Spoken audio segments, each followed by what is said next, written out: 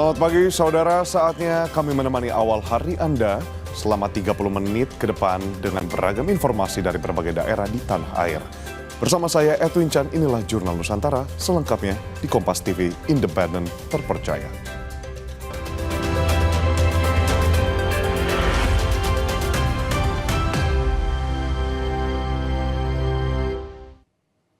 Kita awali Jurnal Nusantara dengan informasi 7 saung serta panggung rusak akibat puting beliung yang menerjang Bekasi.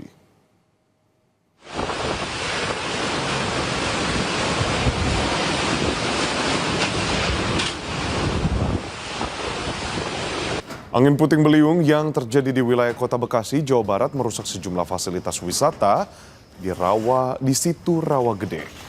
Angin membuat atap berterbangan hingga porak-poranda. Sejumlah atap bangunan bahkan berterbangan dan sebagian roboh. Dilaporkan terdapat 7 saung serta panggung yang rusak akibat angin puting beliung. Saudara pengelola wisata menyebut saat kejadian kondisi saung sedang banyak pengunjung dan langsung berhamburan meninggalkan lokasi. Sebelum angin kencang datang, hujan turun dengan intensitas deras di wilayah Kota Bekasi. Tak lama berselang, angin kencang muncul kurang dari 1 menit dan menyapu kawasan wisata.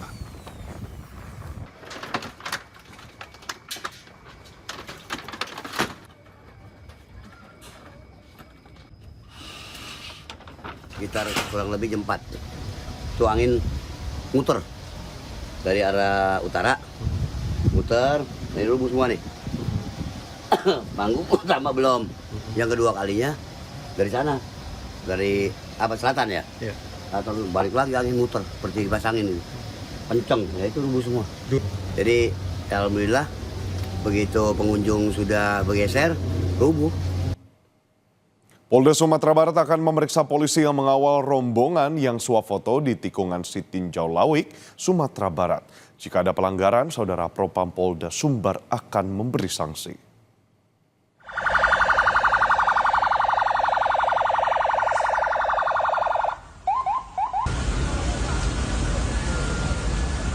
Rombongan yang dikawal polisi berhenti untuk bersuafoto di tikungan ekstrim Panorama 1 Sitinjau Lawik menuai sorotan publik. Aksi ini dikritik karena dianggap membahayakan keselamatan pengguna jalan lain. Propam Polda Sumbar akan memintai keterangan 3 polisi yang melakukan pengawalan. Jika terbukti melakukan pelanggaran akan dikenakan sanksi.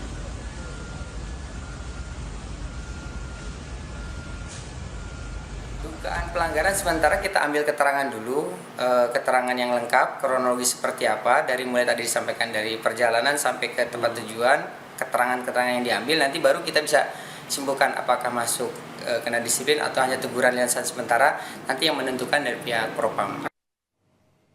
Kita ke informasi lain, saudara, diduga tidak konsentrasi, mobil melaju kencang menghantam gerobak nasi goreng di Garut, Jawa Barat. 1 orang dinyatakan meninggal dunia dan 3 lainnya luka-luka.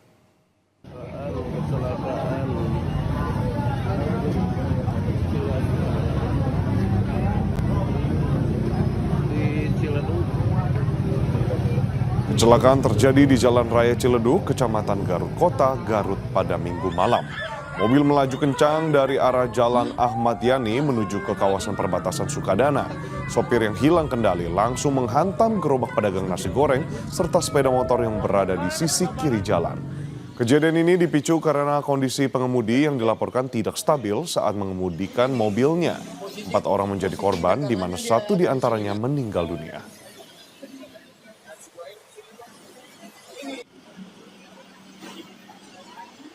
Setelah kami laksanakan penyelidikan, setelah olah TKP, kemudian ke rumah sakit untuk korban, 1 meninggal dunia, 2 luka-luka, kemudian 1 alhamdulillah sudah kembali ke rumah. Jadi untuk kendaraan, setelah kita laksanakan penyelidikan, memang untuk supir kendaraan tersebut kurang konsentrasi dan tidak hati-hati sehingga menabrak kendaraan dan penjual nasi goreng.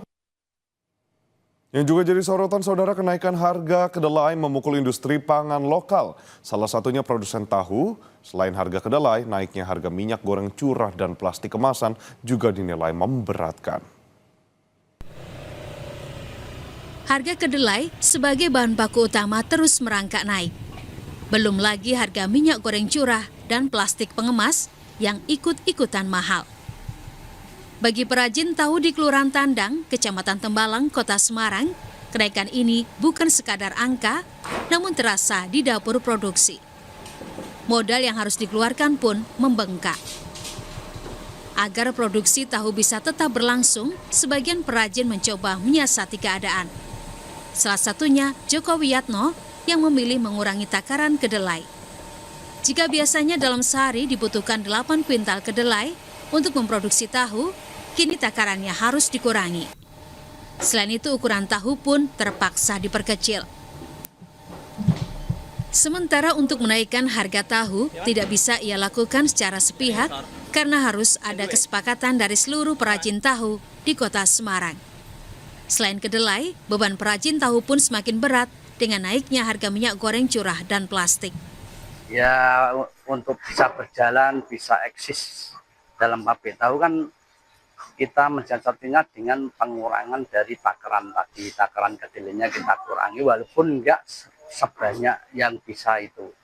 Paling hanya berapa on gitu. Joko Wiyatno berharap pemerintah segera mengambil langkah nyata untuk menstabilkan harga bahan baku di pasaran agar sektor usaha kecil seperti industri tahu dapat terus bertahan. Prahyuda Febrianto, Kompas TV, Semarang, Jawa Tengah. Bersepeda ke kantor mungkin jadi alternatif penghematan BBM, seperti ASN di salah satu instansi di Semarang, Jawa Tengah. Lantas, apa latar belakangnya melakukan hal ini? Simak perbincangannya bersama Kepala Dinas Komunikasi Informasi dan Digital Provinsi Jawa Tengah, Agung Haryadi. Usai jeda, tetaplah bersama kami di Jurnal Nusantara.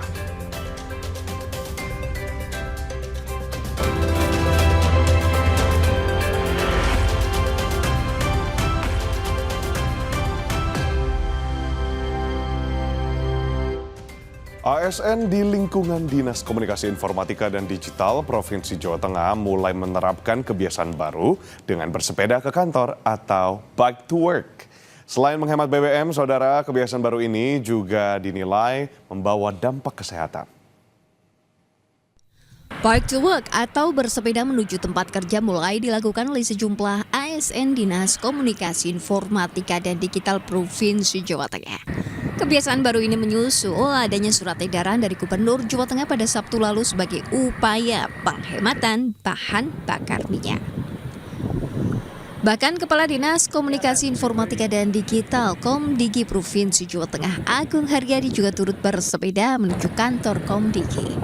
Menurut Agung, rata-rata jarak tempuh ASN dari rumah ke kantor antara 5 hingga 10 km, sehingga masih memungkinkan untuk bersepeda. Dengan bersepeda ini, ASN dapat menghemat biaya transportasi yang sebelumnya mencapai Rp300.000 per minggu jika menggunakan mobil. Untuk mendukung aktivitas ini, para ASN melakukan persiapan diantaranya bangun lebih pagi dan membawa bekal pakaian ganti jika diperlukan. Saya sudah rutin bersepeda sih, sebelum ada edaran pun kita dengan teman-teman Komdigi sudah secara rutin kita melakukan kegiatan bersepeda. Sebelum masuk kerja, kita jam 6 sudah start dari kantor, kita goes kota-kota, sudah cukup waktu untuk kembali ke kantor untuk kita menjalankan aktivitas sehari-hari bekerja. Salah satu ASN, Rajiv Saiful, mengaku tidak kaget dengan kebiasaan baru ini karena sebelumnya memang sudah terbiasa bersepeda. Jadi emang hobi ya Pak ya, hobi emang senang sepedaan. Ya alhamdulillah Pak, sedikit efisiensi efisien gitu ya. Hemat, terus lancar, ya terutama lebih keren lah ya. Kebiasaan bike to work ini diharapkan tidak hanya mampu menghemat BBM, namun juga meningkatkan kesehatan dan kebugaran para ASN di lingkungan pemerintah Provinsi Jawa Tengah. Senat Puji, Kompas TV, Semarang, Jawa Tengah.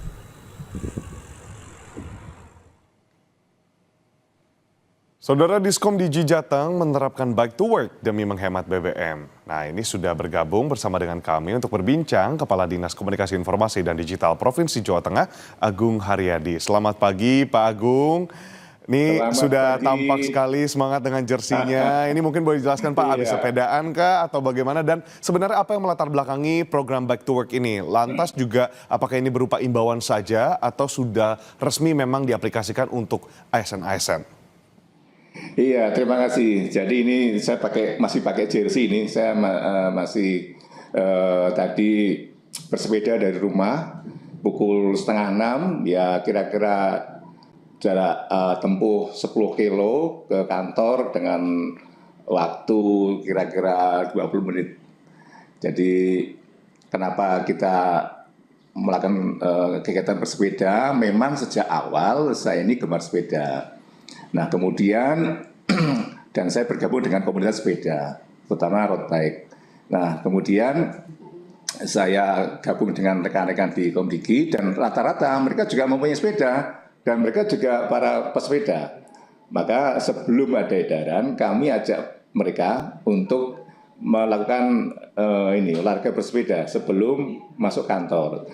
Nah, kemudian secara rutin kalau tidak ada kegiatan keluar kota, kedinasan atau rapat, kita sempatkan untuk berolahraga sepeda sebelum jam kantor. Kita 5:30 mulai dari rumah, kemudian kita kumpul di lapangan Simpang 5 di Bundaran, kemudian kita olahraga sepeda keliling di seputar Semarang, kemudian maksimal jam 7.30 kita sudah sampai di kantor dan kita melakukan aktivitas tugas sehari-hari. Jadi latar belakangnya memang kita sejak awal kita memang bersepeda gitu, Mas. Baik Pak Agung. Nah ini terkait dengan Bike to Work ini sendiri sebenarnya apakah merupakan imbauan atau memang secara sudah resmi Pak? Lalu juga mungkin boleh dijelaskan nih kira-kira apa fasilitas apa saja yang kemudian disediakan dan mungkin bisa didapatkan oleh ASN-ASN terkait dengan Bike to Work ini? Iya, betul. Jadi Bike to Work itu hanya beberapa alternatif atau pilihan-pilihan yang digunakan oleh ASN terutama dalam melakukan aktivitas tugas di kantor. Dan ini merupakan budaya kerja ASN yang sudah diterapkan dalam edaran Bapak Gubernur. Jadi kita mengikuti arahan dari Bapak Gubernur untuk memanfaatkan beberapa moda transportasi non BBM, kita manfaatkan untuk aktivitas bekerja di kantor.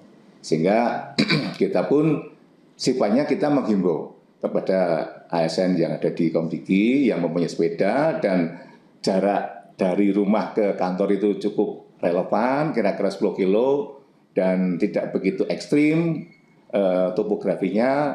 Mari kita bersama-sama bersepeda dengan kita ini untuk aktivitas kerja di kantor. Kemudian terkait dengan fasilitas, kita ada 4 lantai. Di setiap lantai itu kita ada toilet putra-putri, sehingga ada 4 toilet.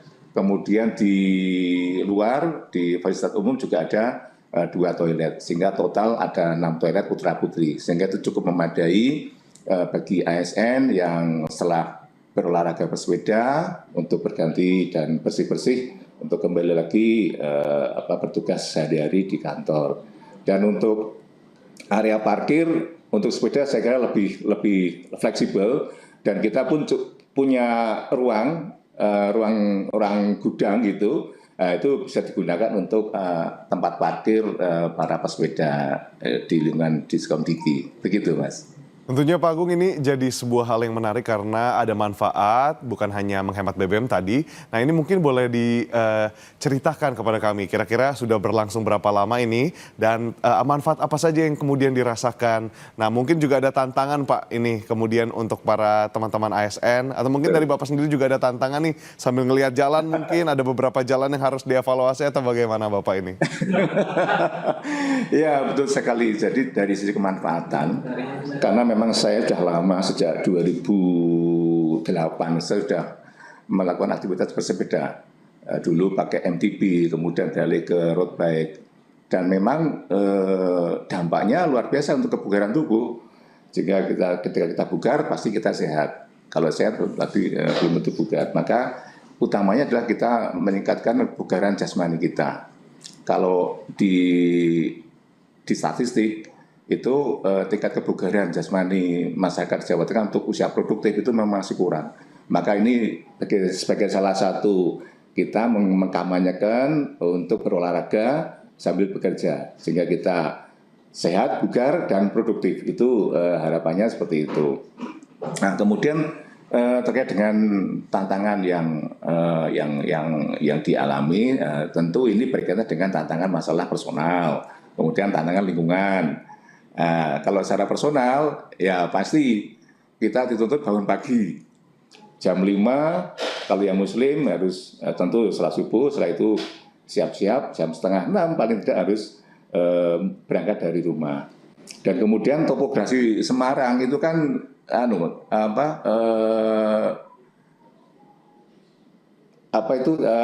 dataran menanjak tinggi, ya Pak ya, iya.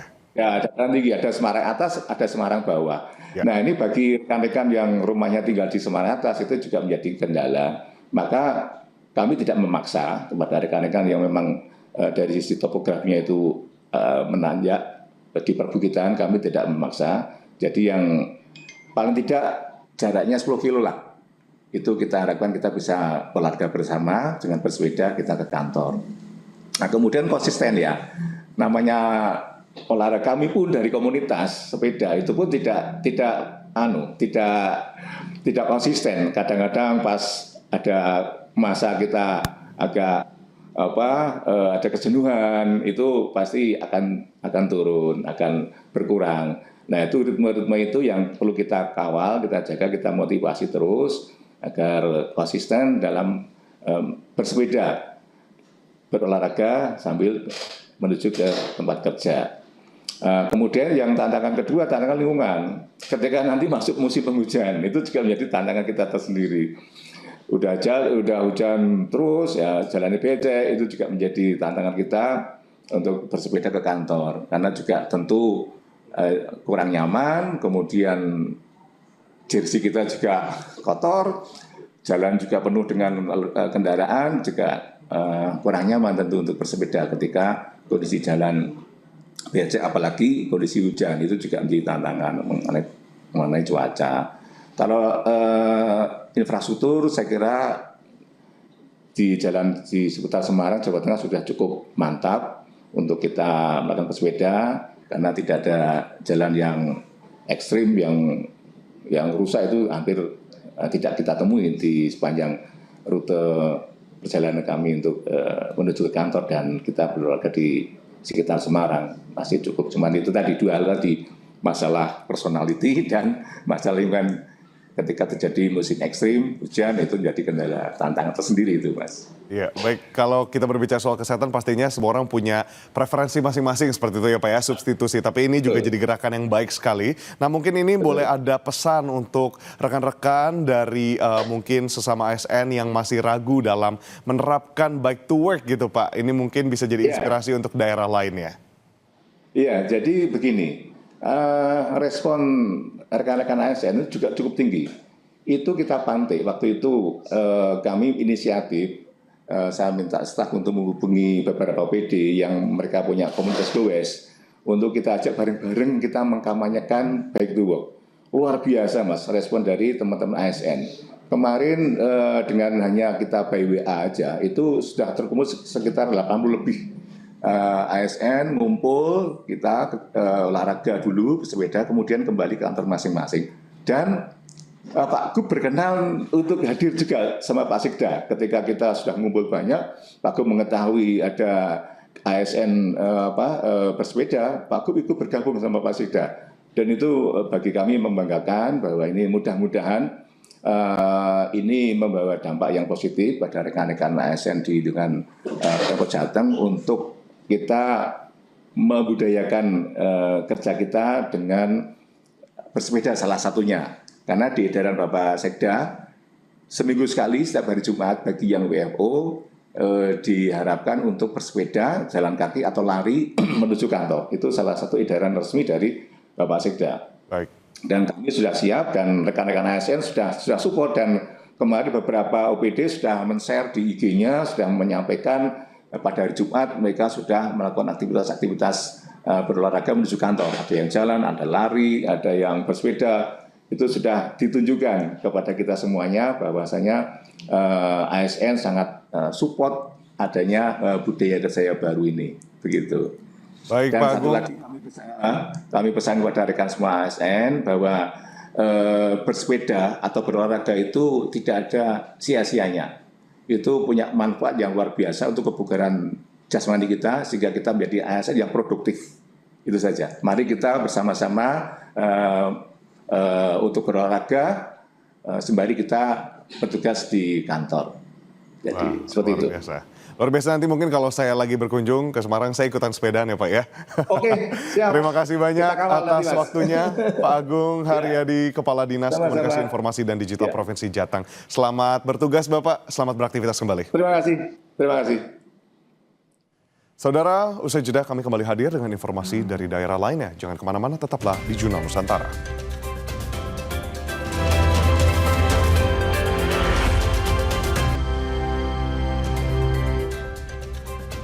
Saudara, ratusan calon jemaah haji asal Kabupaten Garut mengikuti bimbingan manasik terintegrasi. Kementerian Haji dan Umroh Jawa Barat pastikan ribuan calon jemaah haji dari berbagai daerah di Jabar siap diberangkatkan. Bertempat di Gedung Pendopo Kabupaten Garut, Jawa Barat, ratusan calon jemaah haji asal Kabupaten Garut ini mengikuti kegiatan manasik haji sebagai bentuk persiapan akhir guna memastikan siap secara fisik. Mental hingga pemahaman ibadah selama di Tanah Suci dalam manasik ini, calon jemaah haji mendapatkan pembekalan terkait rukun dan wajib haji, prosedur perjalanan, hingga pelayanan yang akan diterima selama menjalankan ibadah. Sebanyak 174 calon jemaah haji asal Kabupaten Garut dipastikan berangkat pada 7 Mei 2026 mendatang. Mereka tergabung dalam kelompok terbang atau Kloter 22 Jawa Barat bersama jemaah dari Kota Bandung dan Kota Cimahi. Salah satu tugas untuk pembinaan bagi para jemaah ini adalah bimbingan manasik terintegrasi. Jadi manasik yang dilakukan itu melibatkan ketua kloter, perangkat kloter yang ada di sana, dokter juga, kemudian juga dinas kesehatan, memberikan informasi dan juga materi-materi yang harus diketahui oleh para jamaah haji ketika nanti akan berangkat. Dan saudara, 30 menit sudah kami menemani awal hari Anda, Jurnal Nusantara kami akhiri. Tapi jangan beranjak karena usai jeda hadir program Sapa Indonesia Pagi. Saya Edwin Chan pamit undur diri, terima kasih, sampai jumpa.